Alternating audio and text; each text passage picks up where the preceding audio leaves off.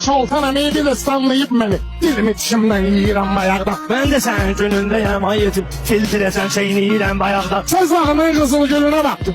İyi də yoxdur, yine yiyirəm bayaqda. Bir saatten sonra diska bakarsan diyersen ben gizliyirəm bayaqda. Bu füqarın neyinə alqış edirsin? Dağlılardan inciyirəm bayaqda. Dağlılarım ben de qulluğundayım. Tel tökürəm terliyirəm bayaqda. Tərləməkli tərləməyə sana yuqa. Həmi deyəcək xəcliyirəm bayaqda. Desen atam kendi tərəf kan gelir. Açıp kuşu denliyirəm bayaqda. Yuqar quşu dənləməyində olsun. Mən qoyunmu yemliyirəm bayaqda. Əlləşirəm 100 kilo alabayla. Ay kardeşim lehliyirəm bayaqda. Mən də ləhləməkdə qalmıram dala. Tir-tirəsi bitiriyirəm bayaqda. Ev yesi qənd almağı fadlı o bilir. Mən buna çay dəmliyirəm bayaqda. Sən çay mən dəmliyərəm, qonaqsın. Cəhərə qızal söyləyirəm bayaqda. Sen bu zibili diyersen dilirən də. Sənin yervə oynayırəm bayaqda. Öpmüsən pamada qalıb özümdə. Gedmirli təmizləyirəm bayaqda. Sen bana donluqları çalıb dur boğa. Öz-özümü giz-giz söylürəm bayaqda. Füqar özünü necə söylədin söyləyinə. Buyurun sizi dinləyirəm bayaqda.